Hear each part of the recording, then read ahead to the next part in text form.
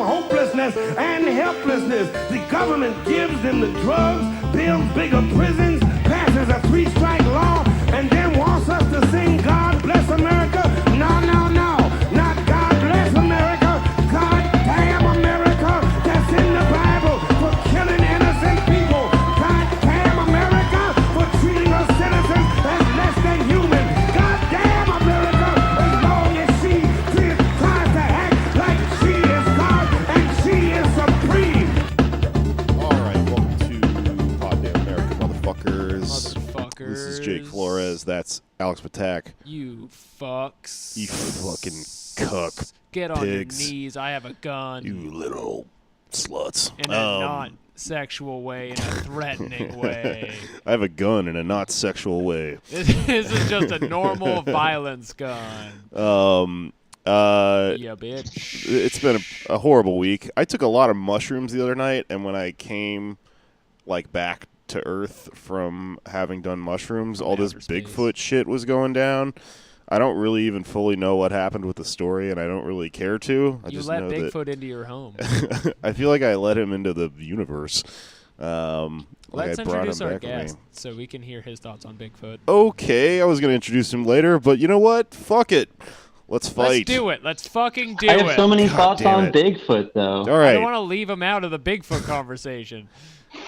Please. Welcome to the show, Michael Selden, everyone. Michael's here. Hi. Long time, first time, and probably second time thinking about Bigfoot erotica. Michael, when's a foot too big for you? It is not. Next question. Bold.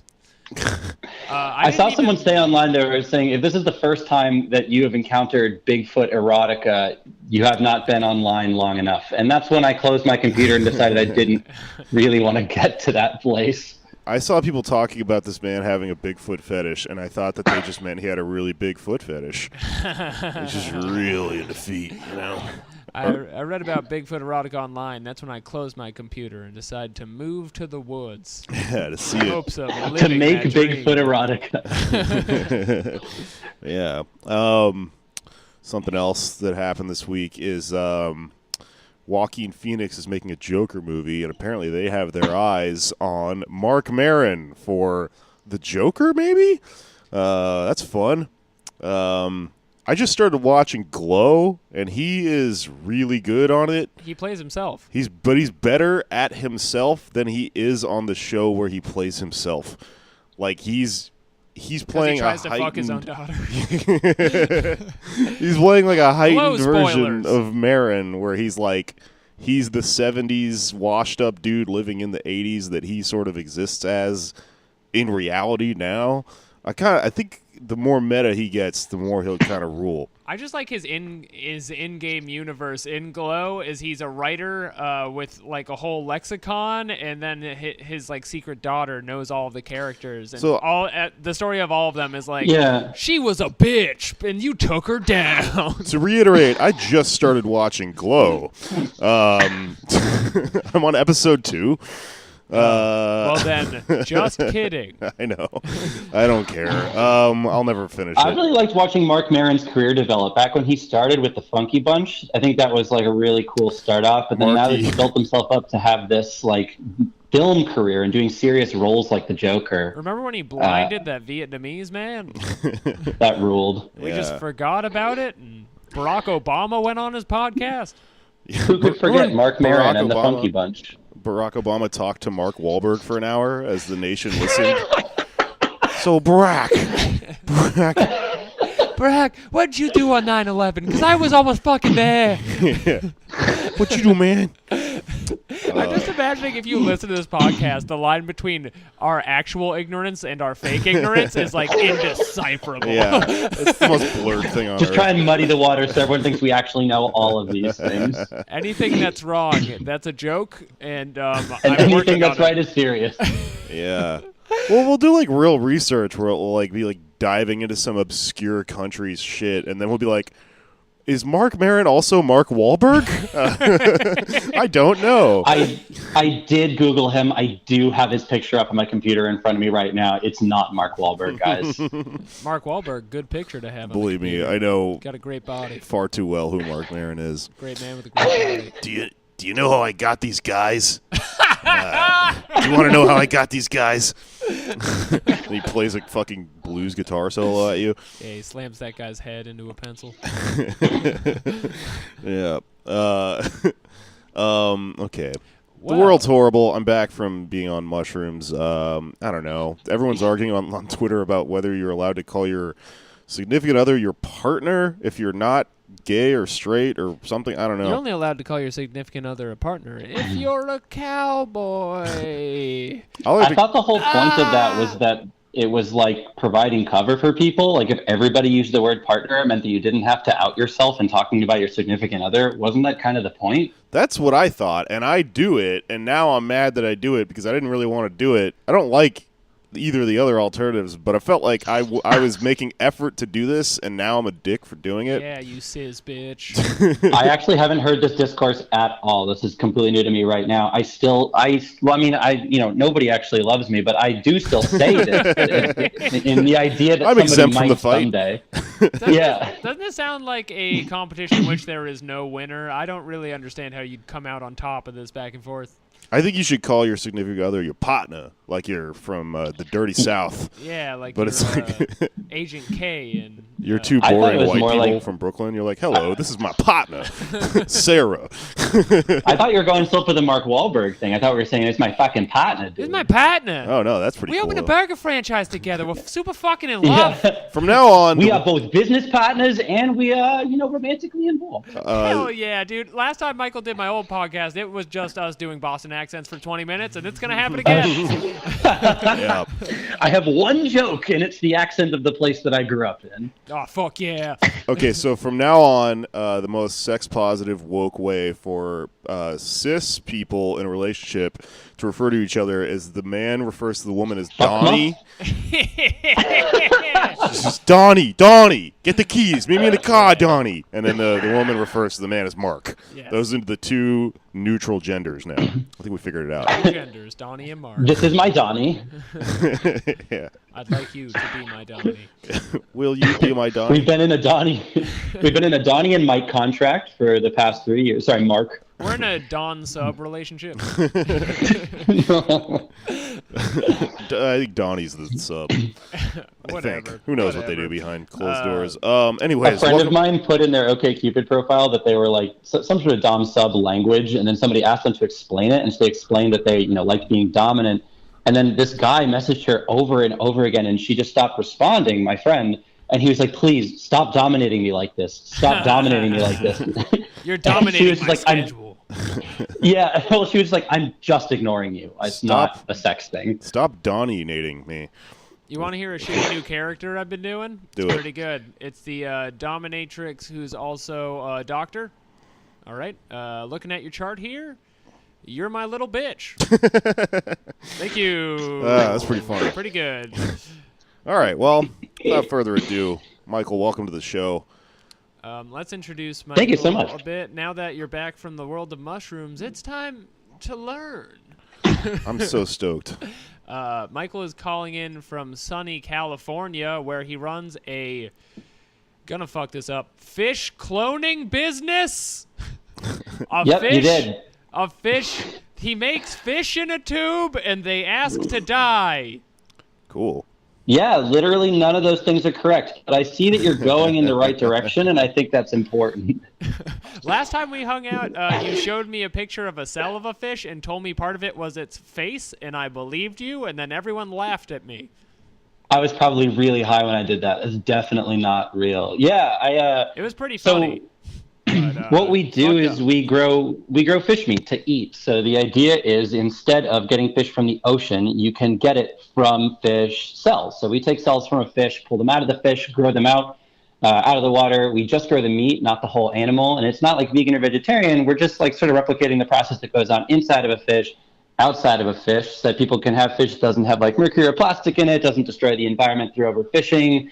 You don't have to kill any animals. It's just got all sorts of really nice things about it. And so yeah, we're based out in Emeryville, California, which is a like 20 by 10 block splotch of land near Berkeley, California, outside of San Francisco, the worst city on earth. Surrounded by technological wasteland. Blade Runner It is style, baby.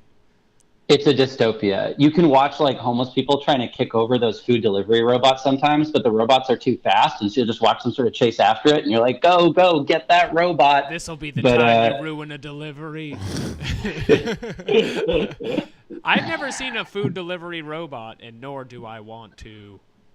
They're kind of cute. They have like little LED faces and little like Tonka truck wheels. They're fine. I've never had one deliver me any food. I think I'm probably ordering from the wrong places. I am a food delivery robot. Yeah. That's what I do for work. And you deserve love too. Yeah. What and I get chased by homeless people too. What do you do when they get you? I start podcasts with them. Fight about scheduling and shit like that. Yeah, it's so hard to schedule. Michael is also unique because he is the CEO of Finless Foods, the high-tech corporation, and also a virulent communist seeking to kill Michael Selden, the CEO of Finless Foods. You've outed me. I usually don't use the term CEO because it makes me nervous and it makes my friends not like me. But yeah, so in my defense, this started as a PhD project that I was working on, and I thought that this technology was super important. And I basically just went to a bunch of conferences to learn more about the thing and met a bunch of people who were like, I would give you like a ton more money to do this than you were going to get before. And I was like, I can either use $90,000 a year to do this, or I can take in millions of dollars to do this. And to be clear, this is not my money. This is money that goes towards the project. I own not this. But yeah, so technically I'm the CEO. We structure the company horizontally. I am a cog in a wheel. You know, people in America seem to have this weird thing where you like can't, like in America, we seem to have this weird idea where we like can't participate. It's a very individualist approach to socialism where we're like, you need to live socialism in your like everyday ideals. And like, there's tons of people, especially out here, who are like, yeah, drop out of society, like live as an anarchist, like only do organizing and nothing else. And I think that there are... You say you're a communist, but you're talking to us on my cell phone. How's that work? A true revolutionary would be able to be fast enough to catch the delivery robots and subsist off their food. You've been destroyed with logic, sir. It's the best praxis. But yeah, the thing is, like, I meet a lot of people in Europe who are like this, where they're just like, yeah, I am a communist. I also work under capitalism, as we all do. And dropping out of the system doesn't change anything one way or another. So for me, I was like, how do I help the environment? And I was like, well, I can make this project much, much larger by using the stupid amounts of wealth that are like tied up in investment funds. And so it's been working so far. And I am... in my work, not solving capitalism at all, but I like to think that I am doing something that is good for the environment, and that helps me sleep at night. Look, it doesn't work very well, but... I started the business MeUndies, and I thought it was the smartest way to get under the skin of the proletariat worker, really feel how they feel. And, I have a boat from that work, but it's good work to do, man. Is this Italian underwear entrepreneur Elon Musk? It's Dutch Elon Musk, man. Can't you tell? Because he says man. Put your keys in the bowl, man.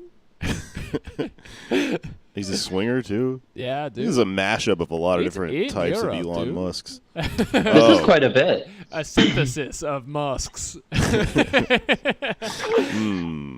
Did you see the picture where Grimes is looking like his horse girl 14-year-old daughter? Because that shit rocked. Yeah, I didn't even understand that it was her for like the first 6 times I saw it. Right. Yeah, me neither. I was like, oh, he has an older child. Yeah. Yeah, that was real gross. Who did he test the small submarines on, you wonder? Yeah, so Michael, he lives these contradictions in a way that are very Marxist and powerful, and we respect his research. And he's here to tell us today some updates about some parts of government you may not think about, like the Food and Drug Administration and the USDA. I don't know what those things do. I subsist on the edges of society, kicking over delivery bots and eating their grub. Yeah, and also, kicking over delivery bots is only half the fun. I mean, there was that protest the other day where a bunch of people like threw those stupid scooters in front of the Google bus, the bus that only is for Google employees to take them to Google. And so they were just like, it's a win-win. Either the scooters are destroyed or the bus can't continue. And either way, we don't care. I saw people were setting those scooters on fire. There's like an Instagram account dedicated to it. You know what I learned recently? That like I at first was like, scooters are bad. And then I listened to a podcast about like how, they could potentially be taking people out of Ubers and Lyft and like helping the environment. And I was like, scooters are good. And then after that, I learned that on average, I think it's the bikes, not the scooters, but they destroy them and make new ones every 120 days because they're so beat up and so disposable. And I was like, oh, scooters are bad again. And now I'm back to where I started, which is scooters are bad.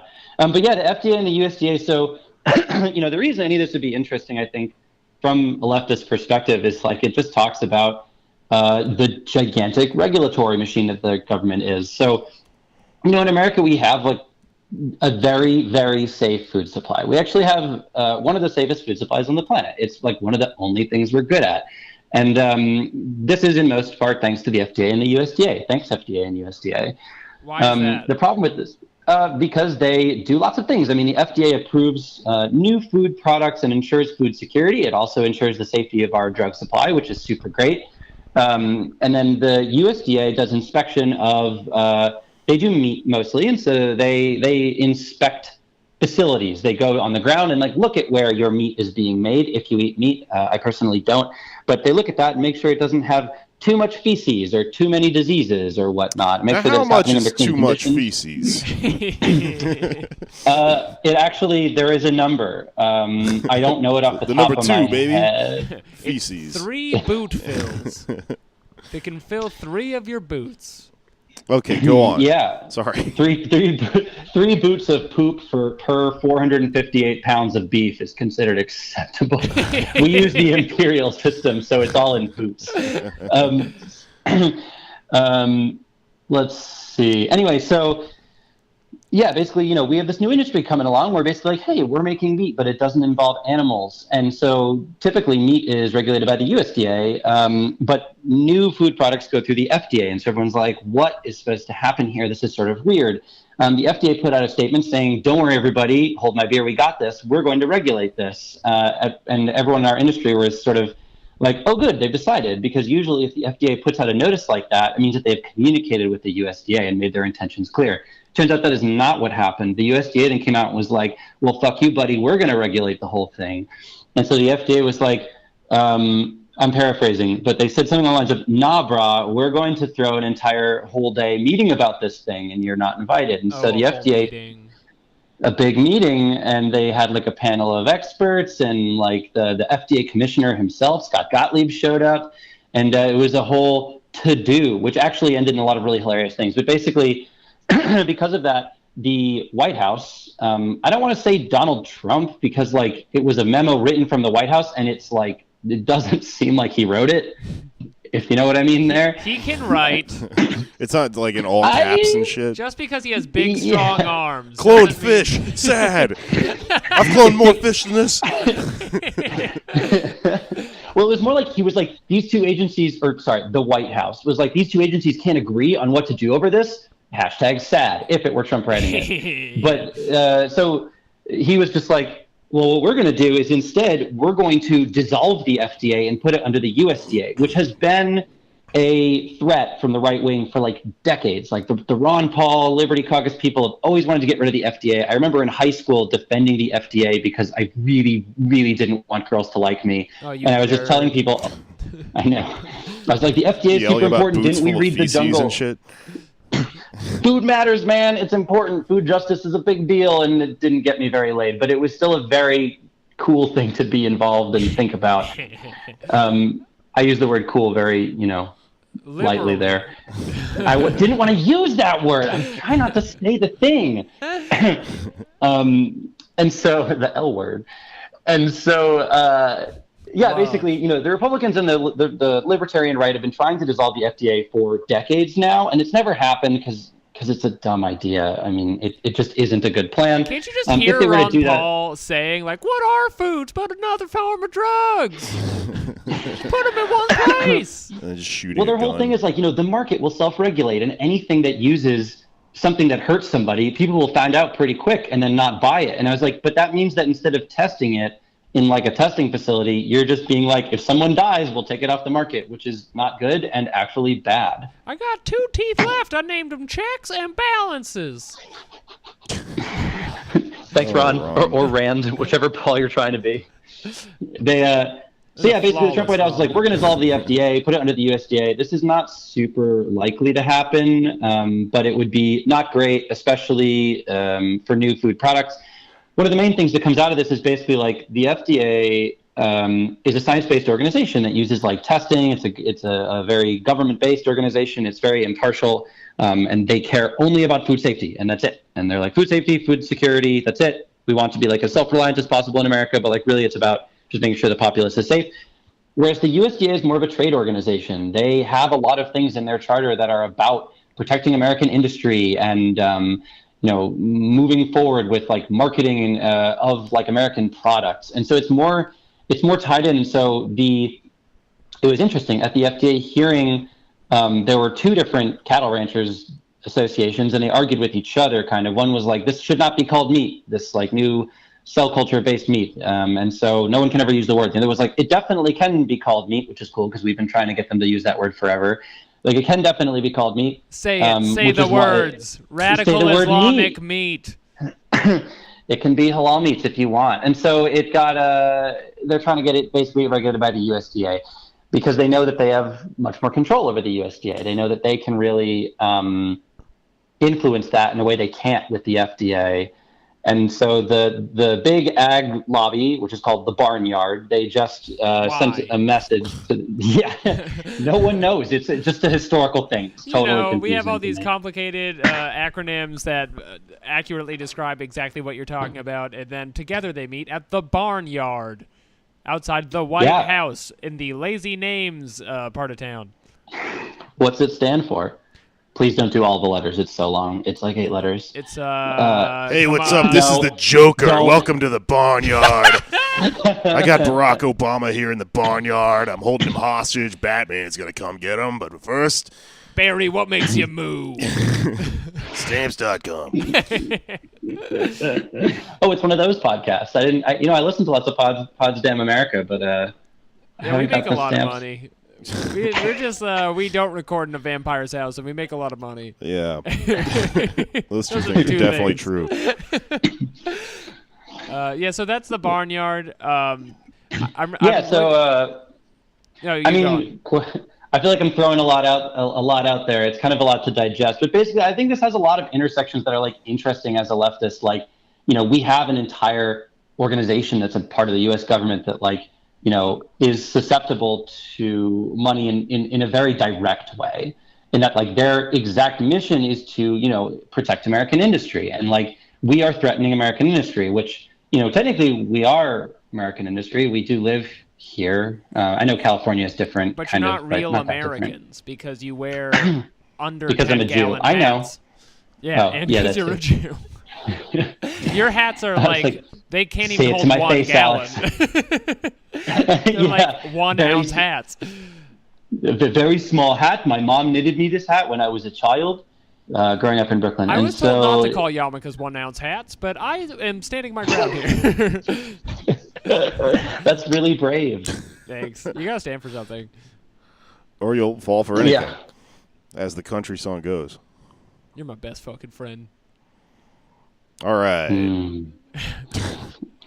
1 ounce hats. 1 ounce Solid hats. bit.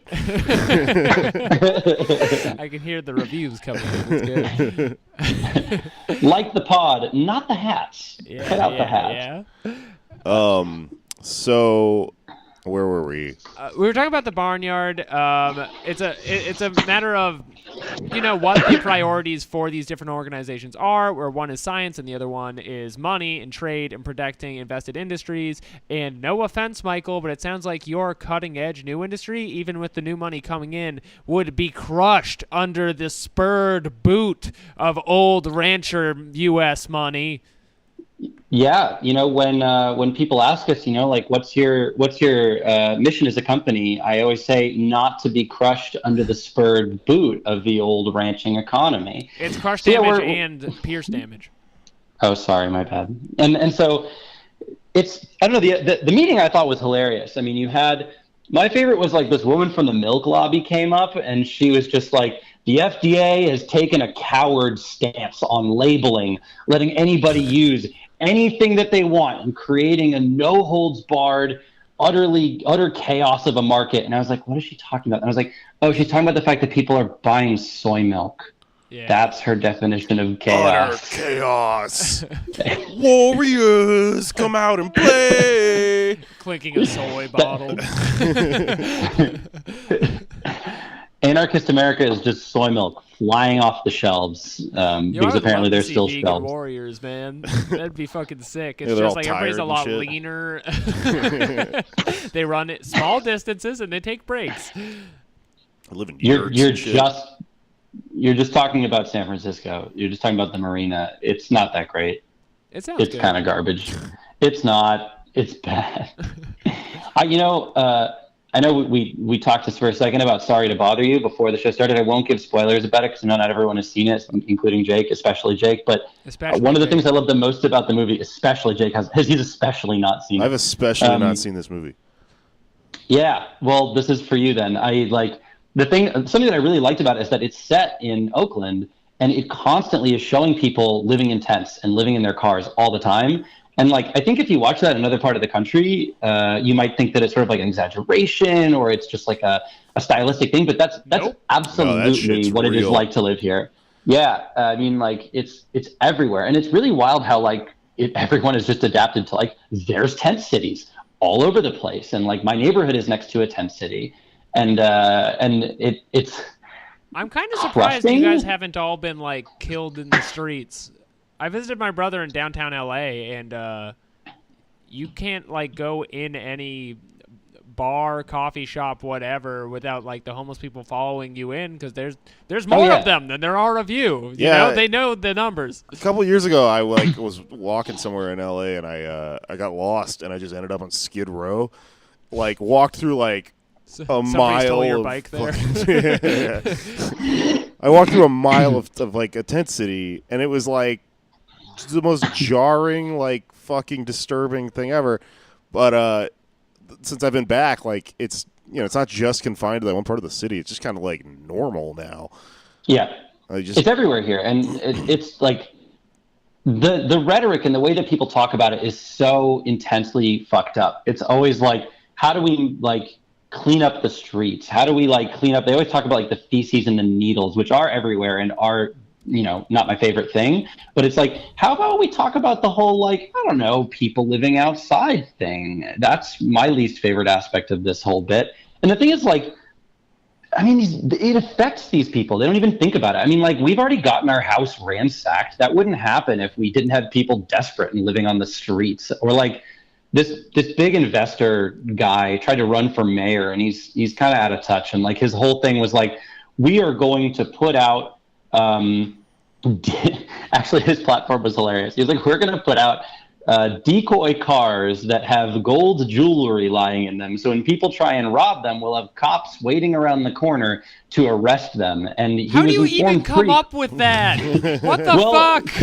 So in his defense, not in his defense. The reason why is because he is just a rich Silicon Valley dude who doesn't know what actually happens in the city. And everyone's car gets broken into constantly. Bay Area culture is you take your backpack out of your car every single time. You leave nothing in your car, and you put all your seats down so that everyone can see into the trunk. It's total fetal position, please don't hurt me time. But the thing is, it was wild that people had to explain to this dude that the main plank of his mayoral campaign was entrapment, and that is illegal, and you can't run on that. He's but I have gold. We'll have fake free houses. They go in the houses. Surprise, a big clamp comes down. Gets them right there. Solve the problem. Trick them with gold. I know one thing we have a lot of, my friend, and that's bars of gold and boots of feces around the streets. They go in the beef. They all go in the beef, just at acceptable levels. These homeless men must pull themselves up by their feces-filled boots. God damn it. 'Tis the American dream. So, Michael, I guess at this particular point in time, I know I've spoken to you before when your business was just starting and you seemed maybe more pessimistic about the future of Meatless Food and your industry. Does it seem like it's perked up at all? It seems like investments had an uptick. Yeah, I mean, it's been wild. There's tons of money being poured into it by all sorts of people. I mean, we've, Bill Gates and Richard Branson invested in like the company 3 streets down from us, who is like 3 years older than us. Just a lot of money pouring into it, which is good. I mean, this is something that like really does need to happen one way or another. I mean, we can't feed the planet with meat. It's just not going to happen. 1/3 of the land in the United States is used for grazing already. And like, cows are horrifying. They're the single largest source of greenhouse gas emissions on the planet. And like, people are like, whoa, we should switch to grass-fed cows. And it's like, that's cool. That would take 9 times more land or something like that. It would just take up more land than exists in the entirety of North America. You feed the cows seaweed, and that negates their methane release. Haven't you been on Reddit? We give the cows Tums, just like a bunch of Tums to help their stomachs from farting. That's what helps me when I feel like... that's the part. Tums break up methane. That's how that works. The part of this too, and like, I eat meat and stuff, but what I would really like to see an end of is the never-ending cow and chicken holocaust that happens that I don't think about, but does really bum me out when I think about it. Which it seems like scientifically maybe we're approaching a point where like that could, like it doesn't have to happen anymore. Or it can't anymore after a while, given how much water it's taking up. I heard that like that's the thing. A direction that a lot of this food production is heading in is like poke bowls and shit like that. Like poke bowls. Like more seafood-based meat even is something that like is more viable just economically once this whole thing starts to fold in with the cows and stuff. It doesn't really work either because we're going to kill all the fish first.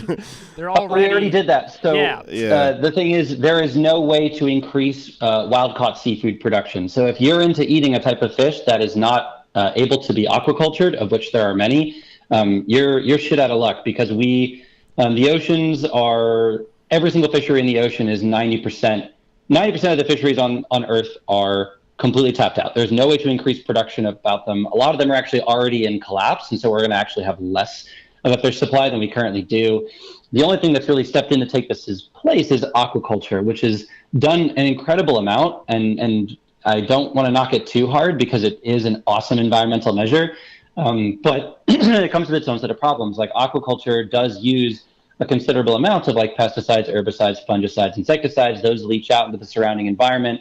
Aquaculture, which is farming fish, it happens offshore in these gigantic nets in the ocean, and you got to dump these kind of chemicals into them to make sure that the fish actually survive. Does that happen on the trash island? It does not happen in the trash island. Fun fact about the trash island. You talk about the trash island Manhattan? Is a really good. Hey, New York podcasting. That's East Coast trash island.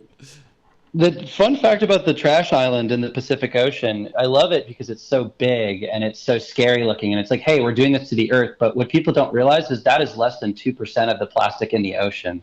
So as horrified as you are about the trash island, like, buckle in. It's so much worse than that. It's the size of Texas.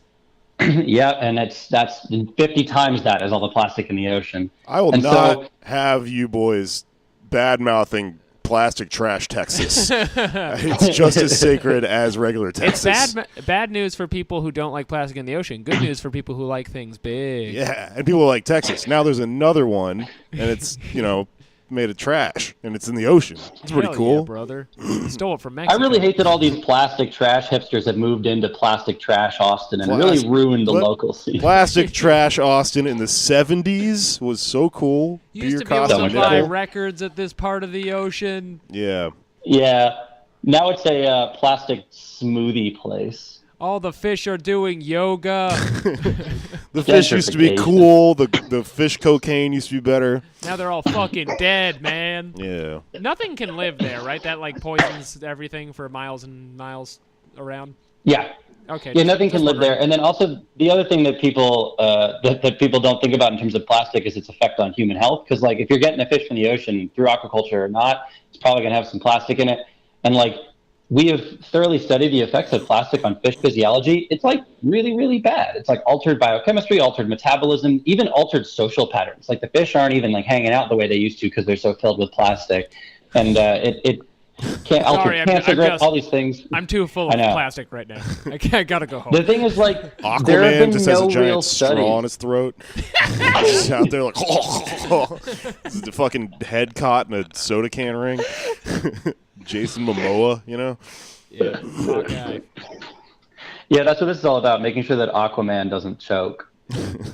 Yeah, we gotta keep America's enemies in check, folks. Folks, Aquaman, he has a whole kingdom. Who has one left? Just him.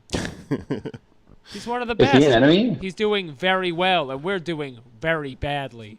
You know, I've seen videos of Aquaman celebrating in New Jersey after that plane hit the towers. It was really just an indictment. He's waving his trident in the air. Yeah, him and his dolphin friends coming into my neighborhood. Yeah, whole heads, as we call them. Yeah, we're going to build a wall. You come home with a goddamn whole head. I'm banning you from the family. We're going to build a seawall. They did that in Galveston to keep the ocean out. They had to build a second one. They just kept getting hit by hurricanes. Anyway, go ahead. Yeah, basically, like, there have been really no studies on the effects of plastic on human physiology. And we're just, like, eating stuff that's filled with plastic. We have no idea what that's doing to us. It could be affecting our social behavior as an entire species. We have no clue. And those studies won't happen for a while. And so I always say, people like make fun of me for this. I'm like, I think fish is going to be the next cigarettes. Like doctors used to prescribe them for all sorts of stuff. And then we figured out like, man, this is like giving us cancer. I think that's going to happen. But with fish, maybe to a lesser degree, it's really impossible to know. But they have such sweet vitamins in there. You know? They do, but the thing is, the more vitamins they have, the more plastic they have. All the things that we really like about fish, the like long-chain fatty acids, those are not produced by fish. They are bioaccumulated. So what that means is like they come out of plants in the ocean that are then eaten by the low level of fish, and then like each fish will eat some of the plants, and then one fish on top of that will eat like 50 of those fish. So all of the long-chain fatty acids that like got stuck in that one fish now get stuck in the next fish, and then one fish eats 50 of those fish. So it all gets like it's like hundreds and hundreds of fish worth of long-chain fatty acids end up in like those apex predators like tuna. But the problem is that the exact same mechanism that plastic and mercury travel up that as well. So the more good stuff you're getting, the more bad stuff you're getting. These fish are drinking Mountain Dew. The next thing you know, you're at a doctor and he's handing you an X-ray, and it's just an X-ray of a DVD box set of Frasier that's inside of you because you ate a bunch of fish and it repurposed. You're saying that like it's a bad thing. We're talking old Frasier, not new 2019 Frasier. That sounds great. Flawless show. I agree with Michael. The bit is flawed because who doesn't want to listen to Frasier? Crane and Niles go at it all the time. Crane. But so with this sort of, I mean, how would you describe this? Is it cloned? Is it synthetic? Like the fish material you're making, does it solve this problem?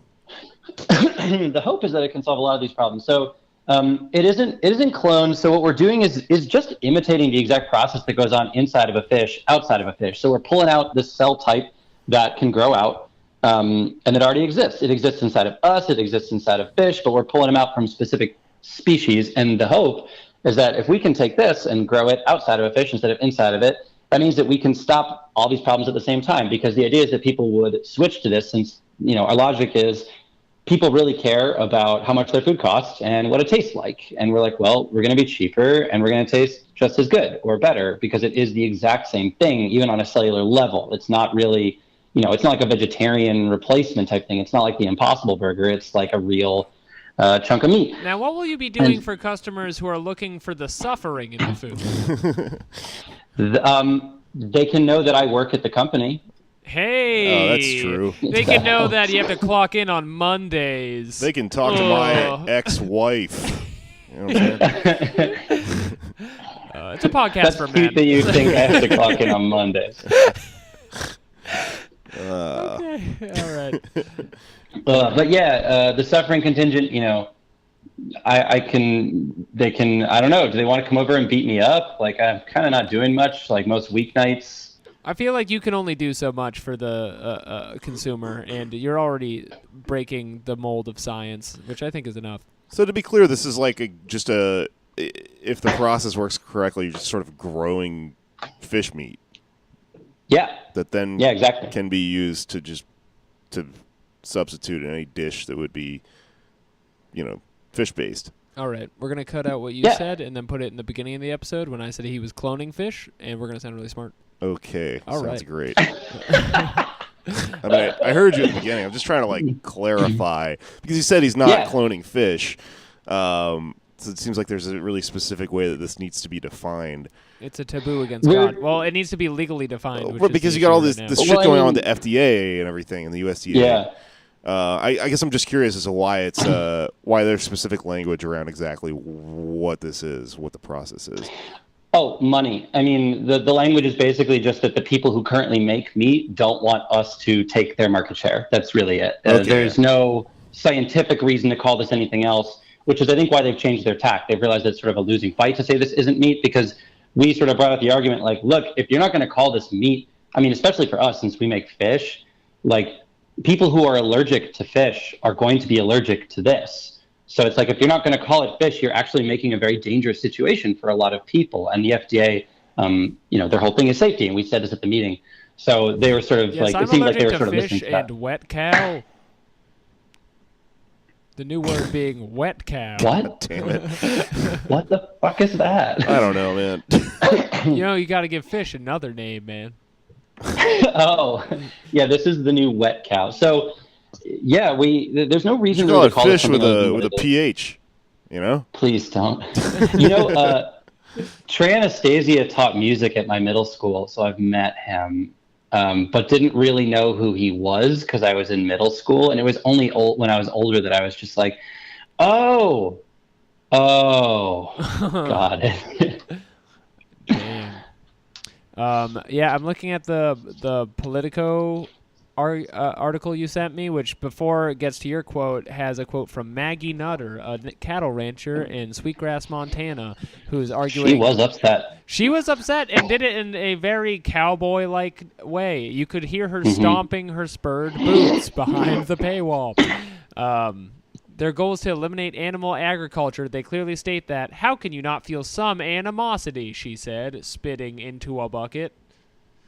The thing is, it's totally fair. That's the thing. So, all the other people that are in my industry, they're sort of like, well, progress, whatever. They try and do some sort of Elon Musk, propaganda type thing. But for me, I'm like, I've done labor organizing. I understand, what these people are talking about. And the reality is just, we live in an economic system that hates innovation. Capitalism is anti-innovation. We've created large industry that is against new technologies that are better for the environment and better for us coming in and helping out. So it's in talking to these people, the people who are against us are not the large corporations. For them, they're just we want to make money, and we want to make money doing the protein production, and that's what you do, so that's fine. But the cattle ranchers unions are the people who are really against this, and it makes total sense. I mean, this is their whole livelihood, and it's been their livelihood for generations. But I mean, the metaphor that I bring up is that's the exact same argument for coal miners. And coal miners have been doing it for generations, and it's affected their health, and it's been their entire family history, and it's just this really awful thing. But we can't keep mining coal. We have to have a form of renewable energy, or else we're all going to die. And it's it's sort of this short-sighted view of well, our livelihoods are going to be destroyed. And it's that, is awful, and we need a different economic systems that we can help these people. But on the other hand, we're about to have 4 degrees Celsius of warming, which is going to create genocide on a global scale for anyone who doesn't have tons of money, who lives in any moderately hot area. I mean, I don't know if y'all saw, there was this whole map on Twitter going around of what the world would look like in terms of food production. after 4 degrees of warming. You might be on different parts of Twitter than me, but it was basically like, we're going to make food in Antarctica and Siberia.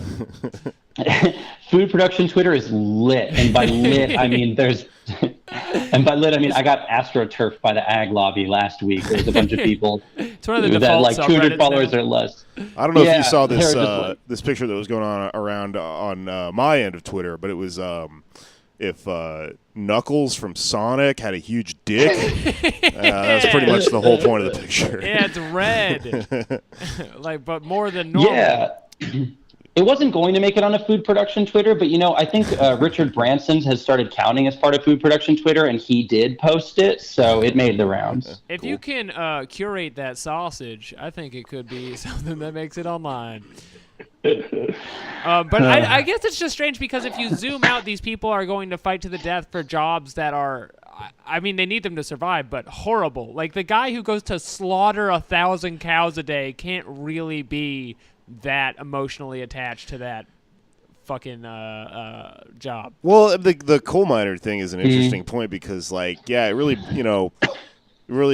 shows you a lot about the people being pitted against each other in this problem and how, like, the only real solution would be some sort of reform of capitalism on a very broad scale. Like, if these people wouldn't have their backs against the wall if we had a society where they were able to sort of rely on, I don't know, UBI or something like that, some sort of safety net to get out of, living in a weird incentivized place where, yeah, I mean, they do have to, I got to go into this cave today or I die. Yeah, you have Right. to perpetuate this industry. And I think that's just like, that speaks to like late capitalism, Or even early And capitalism. the thing is, I don't even like using the phrase late stage capitalism because I feel that capitalists use that as a way to sort of be like, oh no, that's like crony capitalism, We just got to which is not what remix we want. it. Yeah. Yeah, and Right, it's like, right, nah, it's all the same thing. But I mean, there are systems that you can build that aren't even inherently socialist that can fix this. Like, it doesn't even need to be like this. And I think that socialism or communism would be a solution, but like, there are things that we could even do now and that happen now. I mean, in Sweden, they have great job programs where, like, if you lose your job, you get retrained. And people there are amped to get retrained because they're like, cool, now I have a new job. I was bored of my old job. And they're like, well, all it's retrained progress. as DJs. I wish.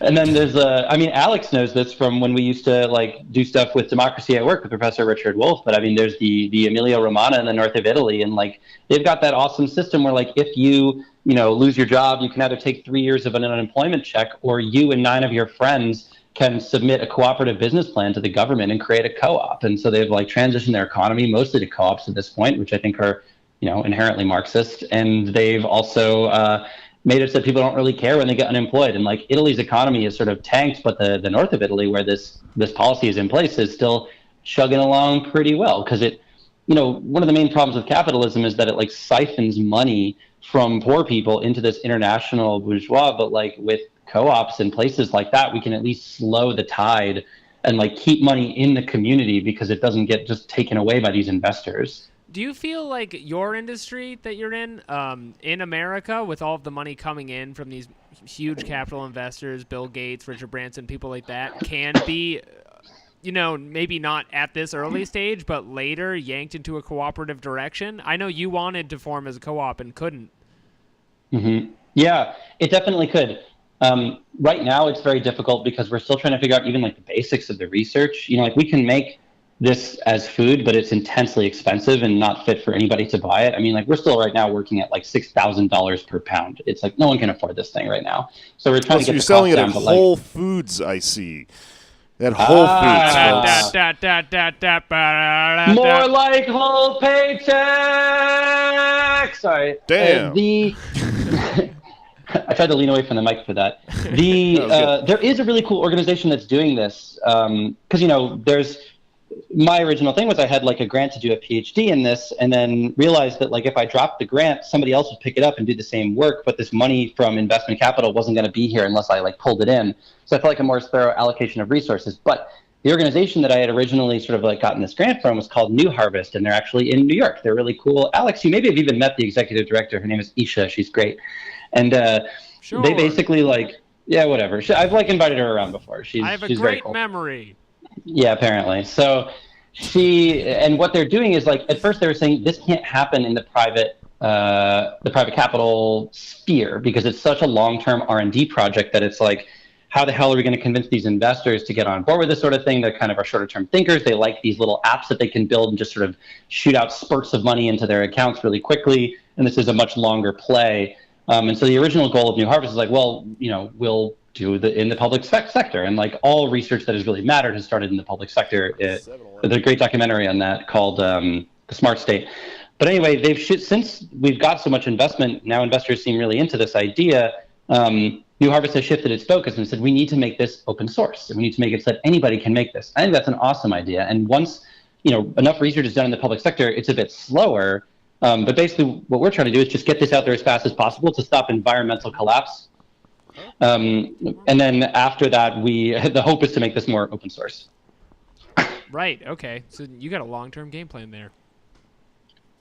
All of us together, all of you together have a long-term game plan. Yeah. Like all communist movements, a conspiracy run by the Jews.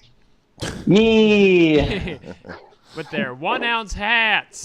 That's a callback, so we don't cut it. I like that as opposed to 10-gallon hat, which is the opposite of that hat, and probably, the guy wearing it doesn't take Very kindly to 1-ounce hats. The mega keeper. It's a dialectic in a way. It's a thinking man's joke. Researchers look at this joke and they nod and they scratch their chin. All right. So, what else can we talk about in the world of food production? What are the other hot button issues right now? Are you asking me? Yeah, I'm just kind of thinking out loud. Yeah. I can sort of talk about the fact that food production, people talk a lot about how food is so important for environmentalism and how we need to feed the world, but these are actually kind of two separate issues. There are people who are starving, and that's super important, and we should be producing food for them. And then there are people who are destroying the environment, which is us. The top 10% of people on Earth are creating over 50% of the lifestyle greenhouse gas emissions, and a lot of that is in our food.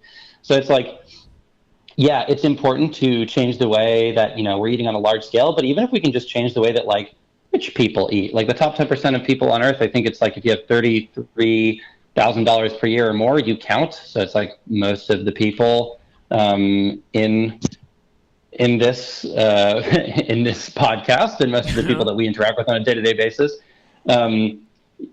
So basically, what we're producing at first at Finless is it's going to be at first a luxury product, and people are why? Does that actually do anything? And the answer is, I would love to make this a mass market thing as fast as possible, but it's really difficult. We're trying to drop prices. Luxury product makes sense at first. But the thing is for example, in San Francisco, Finless makes bluefin tuna. And so in San Francisco, when you eat bluefin tuna, that's not coming from here. We don't have any bluefin tuna population offshore. We are getting our bluefin tuna from the Philippines mostly. And the Philippines, because of it's that long range bluefin. And so we have been essentially stealing the food that has been in their water for generations and taking it for ourselves because we have more buying power because of colonialism and imperialism and all the horrifying things we've done to the Philippines, look at the genocide and all the other really just bad times we've given them one way or another. And so if we can even just transition these rich San Franciscans away from eating bluefin from the Philippines and to eating it from, producing it on land using cell culture. Maybe I'm a little biased, but even if we can just do that, the Philippine people can reclaim their waters and start using it for food again instead of changing their culture to have to eat things on land like we forced them to. There's a lot to be said for creating more sustainable, luxury goods because they are creating massive issues. The biggest example of that is the diamond, the ultimate luxury good, the ultimate problematic thing, right? The hardest, shiniest rock. And the most creating of wars in Africa, except for maybe cobalt. I don't have numbers on that. I shouldn't talk about it. Yeah. Scratch that. We don't know about Africa. But here's the thing is I don't really know about bluefin tuna either because I've been eating it for decades. I just the other week saw a picture of a bluefin tuna. It was just from a fishing magazine. As a joke, I was reading a fishing magazine while I was waiting to go into an office. They're fucking huge. You know how big Yeah, a tuna massive. is? It's like 6 feet long. It's fucking giant. I had They're no actually idea. beautiful. You know how They're distant- called the jaguars of the ocean. the jaguars of the ocean. We're Cool. eating ocean jaguars to death. They are apex predators. They are massive. They're too fast for sharks to eat. I one time went to a lab teeth? where they had it. What? Do they have teeth? That's a really good question. I'm not 100% on that one, but they probably. I went to this lab where they had them in a tank, and they were like, "Do you want to watch us feed them?" I was like, "Abso-fucking-lutely." And so I went up on top of this really tiny gangplank on top of the tank, and they threw a bunch of squid into this gigantic tank of bluefin, and they swarmed. It was like that scene in like Austin Powers or James Bond where he's being like lowered into the shark tank, or the shark tank with lasers on their heads in Austin Powers, and like it was wild. They were just like in this feeding frenzy for this squid, and I was like 5 feet above the tank. That's like 2 meters for all 3 people who listen to this from somewhere other than America.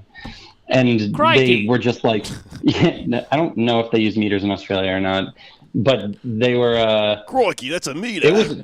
Japanese crikey. Oh, by the way, while you've been talking, I did Google an image of bluefin tuna teeth, and yeah, they got them. Crikey, I'm Australian Elon Musk. They have like kind of a scary amount of teeth. Tuna, Oh. be frightened of tuna. I guess that's what I'm trying to encourage the listener right now. They're different than you think, and it's fucked up that you bite into them My when they should bite employees into you. try to form a union, so go to a kangaroo, hop around the factory, jump in the pouch, Jump up, kick you in the mouth. you know? That's it. That's fun, Try yeah. to form a union on me.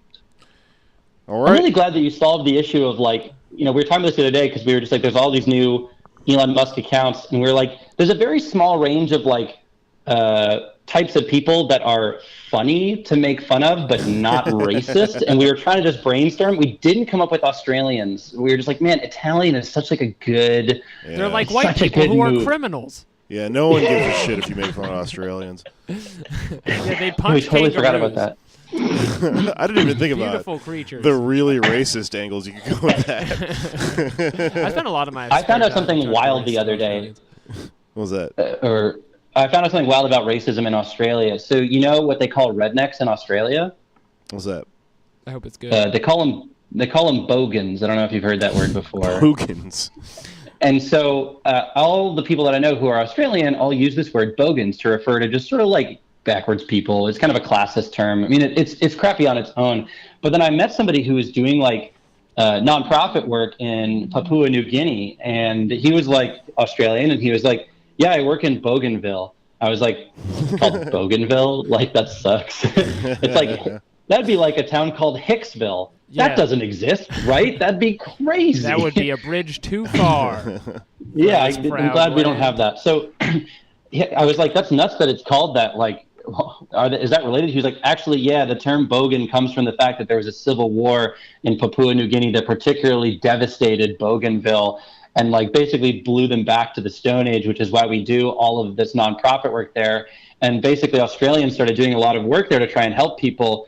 But the main problem in Bougainville was that nobody knew how to read. And so they started using that as like an insult because all the people there couldn't read. And it was sort of, Haha. Get wrecked. so you there's like a, devastated fucks. yeah, there's like a lot of levels of bad shit going on in there basically. But yeah, the word Bogan turns out super problematic. Most gonna people listening treat to this you probably like didn't we even know treat- there was a word Bogan. Well, Yeah, I'm I sure. might It's, stop saying it. I'm not real sure. I was gonna I'm say going to it keep can't on be. saying it. I'm brave. It can't be as bad as any of the relations Australia has with any of the indigenous people there. But who knows? Yeah. Indigenous people like the dodo. Okay, I've got a really deep cut. I'm going to change my Twitter handle to Australian Sailor Socialism. Yeah. And then I'm just going to say the word bogan a lot and say that I'm brave for saying it. Yeah, That joke's going to crush with the 7 That's gonna people go- that get that. Australian Adam Friedland's gonna be pissed off. Well, Michael, before we wrap up, I mean, do you have any other big sort of points about this you want to make, or any spiel, any thesis? Oh, please don't guillotine me. I don't know. I like. Look, it's too late for you. It's fine. Honestly, I deserve it. You've already No, I mean, angered the Bogans. You're drinking Soylent until you throw up, you said. That was off hate mic, but smelling- you said it. I do throw up every time I have Soylent. I am not suited for San Francisco, which is the worst city on earth. I think, I mean, you know, if I were to like plug anything, New Harvest is awesome. They're a nonprofit. They put money to PhD students doing work in this field, which I think is super important. I think we should be trying to end animal agriculture. I think we should be trying to create a more just food supply that can create, you know, like a stable, secure, healthy food for everybody. I think we should probably try and stop the genocide that will be caused by 4 degrees of warming.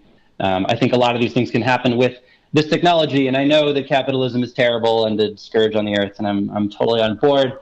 But you know, I want to take every angle possible to work on this, and I think that, you know, I don't regret the choices that we have made in doing this, and please don't flame me into oblivion. I already am being astroturfed too hard by the ag lobby. By carnivores. by the fucking Barnyard or whatever. You know what I realized? Being harassed by that cartoon that played on Garfield with all the weird barnyard animals and the egg kids and shit. Yeah, his barnyard friends. Yeah. Like the cow and the sheep, and they all talk and they have issues. Sheldon. Sheldon. Fucking blowing up Young Michael's Sheldon. Twitter.